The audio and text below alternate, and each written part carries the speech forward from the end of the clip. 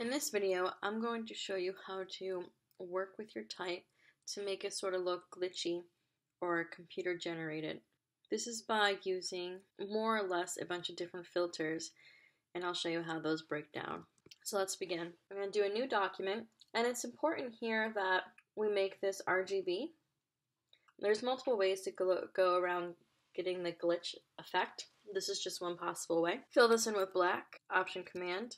Again, the reason why it's filling with black with that hotkey is because black is the foreground color here. I'm going to type out my word, and I'm going to keep that word in white.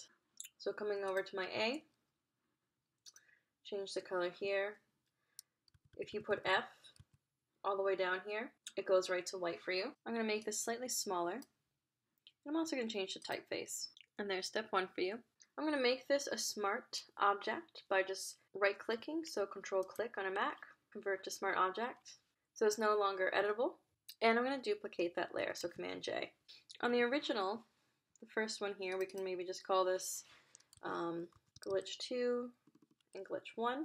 I'm going to right click over here, go to blending options. Now on this main panel here, I want to come down to the channels, and I want to uncheck the G for green and the B for blue, and I want to keep the red on.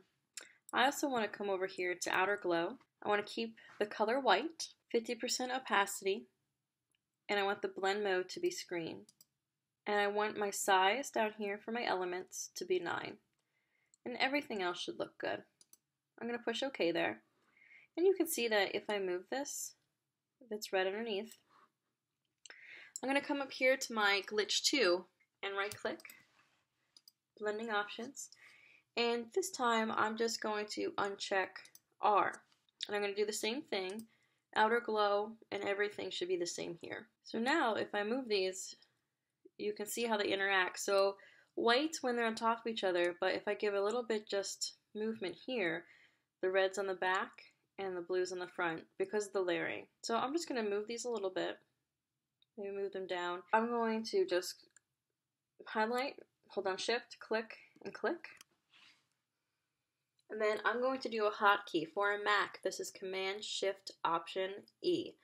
For a PC, this is Control Shift Alt E. So same keys, they're just labeled differently. So Command Shift Option E.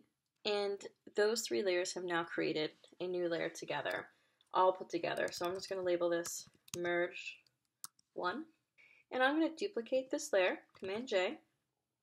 And for right now, I'm going to turn off the visibility of it. I'm just going to label this, so I can still keep it there, I just don't want to see it for right now. Now I'm going to come over to my rectangle marquee tool, M, and I'm going to make sure that in my options menu, it's usually this one that's checked. I want you to go to the second one in, which means it's going to add on to the selection. So instead of just having one selection, you can have 10, 15, 20. And I'm also going to make sure that I'm on the first merge. And I'm going to go through here and I'm going to try some different like thick and thin selections here. So I'm just clicking and dragging these across. And there we go. So there's my selections right there. And on here, I'm just going to come here and then come down to mask. And what this has done, this has selected all of my selections here. You can see the sort of chaotic line. So I've just come down to my mask right here and added those in. Now, it's important here that right now the mask is highlighted. I actually want to come and click on my rabbit or my layer thumbnail. Make sure that is selected or this will not work correctly. Go up to Filter, Pixelate, and then Mezzotint. And you're going to get this fun static feel. But we want to change the type. We don't want fine dots. We actually want short strokes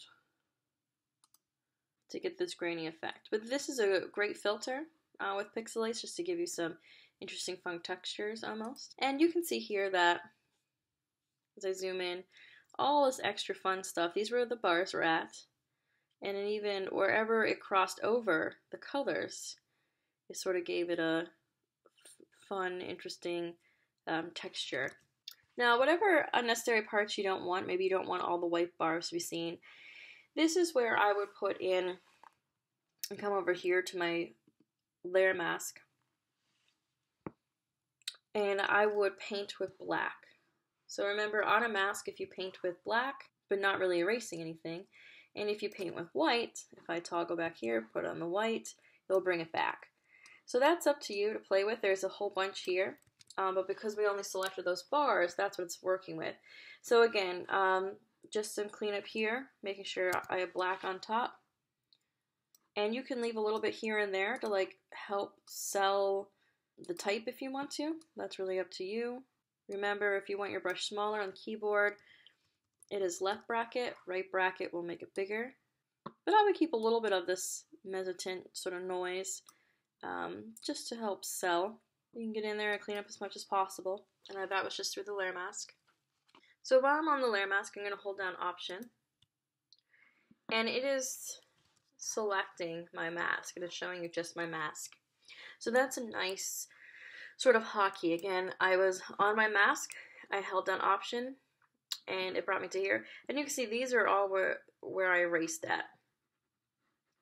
So you might want to save the erasing to the end. That's really up to you.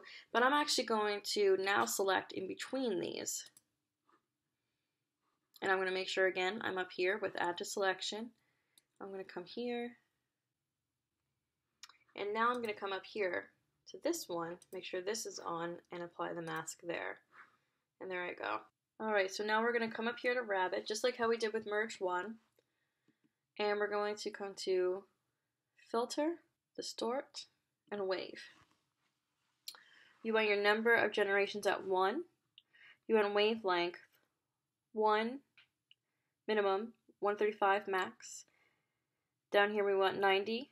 Minimum, 135 max, and down here with scale, we want horizontal at 6, vertical at 1, and we want to repeat the edge pixels. Go ahead and click OK. And we have a nice, fun little wave thing there, so that's great. So that's really starting to help. And I'm going to do one more filter on this. So again, Filter, Pixelates, Mezzotint, and I'm going to do long strokes this time. So again, this is what layer 1 alone looks like, and this is what layer 2 looks like. And then we're going to go Filter. Again, a lot of filters here. Stylize and Wind. With this, we definitely want Wind Method, and we want From the Right. And there's much more you can do to this with different filters and everything, but I think just using those filters and effects really do a great job. And then this is where I would come in, and I would come in here now, and I would paint with the black. So I've got my brush be on the keyboard. I'm going to paint some black so I can get rid of some of this stuff and really let those letters shine. Maybe a few things coming off here and there, but trying to get rid of as much through the spaces as possible. Again, so right here was hard to clean up. I would come in and zoom in very large and just go between the different masks and see which one is going to work without really taking away from the letters. Back to Merge 2 mask, and there you go. And it really helped that I took the time to figure out how I wanted this to set up, how separate I wanted the blue from the red, and having that contrast really helps make it a little bit more grainier, a little bit more glitchy. So take the time and set those up properly.